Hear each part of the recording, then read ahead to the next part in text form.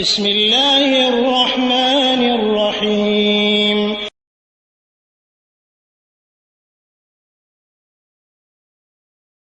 আসসালামু আলাইকুম ওয়া রাহমাতুল্লাহি ওয়া বারাকাতুহু। সৌদি আরব থেকে জামাল গাজী ভাই জানতে চেয়েছেন যে বাবা তার সম্পদের কিছু অংশ মেয়েদের না জানিয়ে ব্যবসার জন্য ছেলেদের দিতে পারবে কিনা।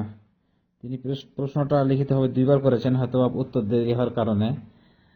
তো জি না, এই যে প্রশ্ন করেছেন এই প্রশ্নের উত্তরে দিতে পারবে না। বাবা যদি অন্য অন্য ছেলে বা মেয়ে থাকে তাহলে না জানিয়ে ওদের সন্তুষ্টিতে দিতে পারবে না, এটা অসম্ভব। এবং বুখারী মুসলিমের হাদিস আছে, নুমান ইবনে বাশির থেকে বর্ণিত। তিনি বলছেন, নুমান বলছেন যে আমার পিতা আমাকে রাসূল সাল্লাল্লাহু আলাইহি সাল্লামের কাছে নিয়ে আসলেন।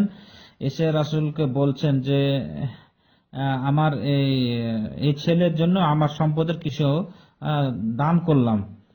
তো রাসূল সাল্লাল্লাহু আলাইহি সাল্লাম বলছেন যে আকুল্লা ওয়ালাদিকা নাহালতাহু মিসলা হাজা, তোমার অন্যান্য ছেলেদেরকে কি তুমি দান করেছো এই ছেলের মতো?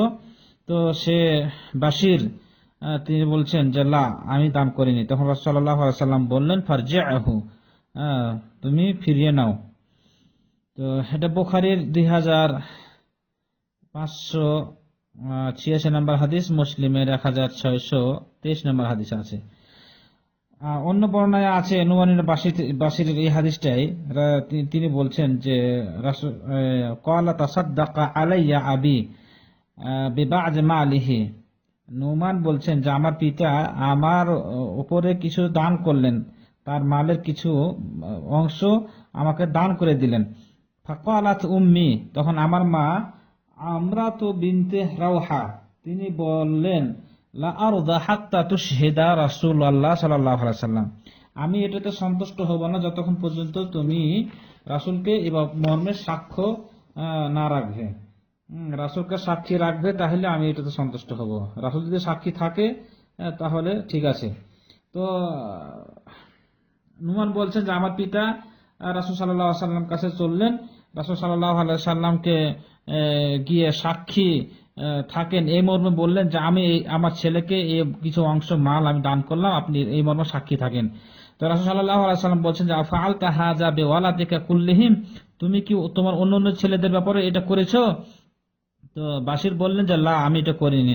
তখন রাসূল সাল্লাল্লাহু আলাইহি সাল্লাম বললেন ইত্তাকুল্লাহ ওয়া'দিলু ফি আওলাদিকুম, তুমি আল্লাহকে ভয় করো এবং ছেলে সন্তানদের ব্যাপারে ইনসাফ করো। ফারাজা আবি, অতঃপর আমার পিতা ফিরে আসলেন রাসূল সাল্লাল্লাহু আলাইহি সাল্লামের কাছ থেকে এবং তার যে সাদকা করেছিলেন আমাকে সেটা ফিরিয়ে নিলেন। বুখারীর 2527 নম্বর হাদিসটা, মুসলিমের ওই নম্বরের হাদিস 1623 নম্বর হাদিস। মুসলিমের অন্য বর্ণনা রয়েছে যে রাসূল সাল্লাল্লাহু আলাইহি সাল্লাম বলেন, হে বাশির আলাকা ওয়ালাদুন সিওয়া হাযা, তোমার কি এই ছেলে ছাড়া, নুমান ছাড়া আর কোনো সন্তান নাই? তো তিনি বললেন যে হ্যাঁ, আমার তো অন্য ছেলেরা আছে।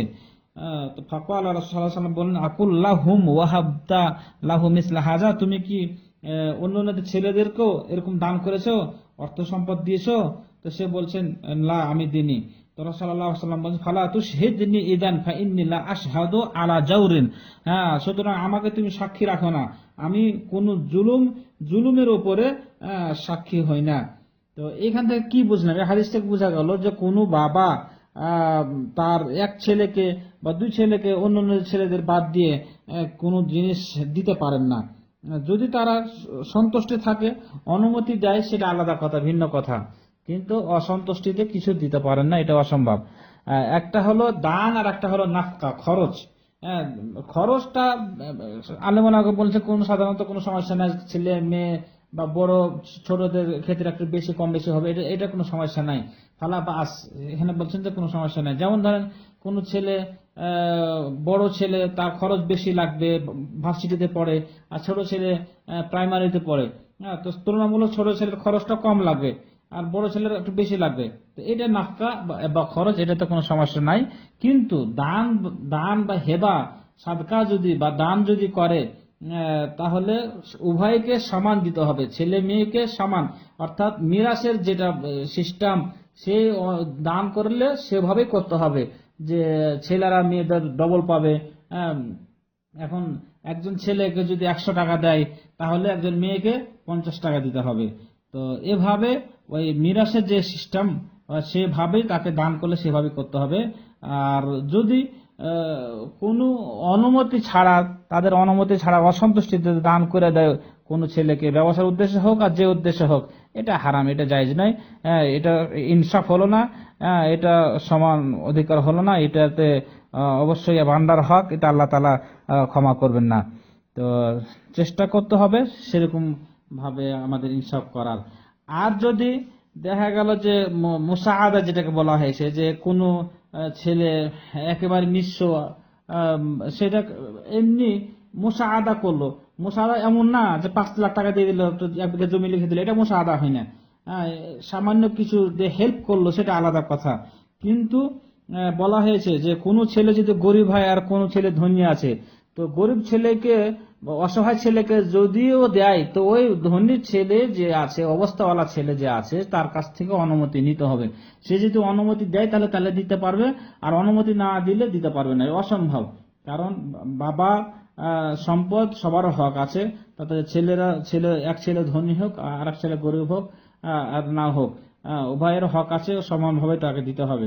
যদি অনুমতি দেয় যে হ্যাঁ আমার সমস্যা নাই, তুমি দিতে পারো, সেটা আলাদা কথা, সন্তুষ্টিতে দিতে পারে।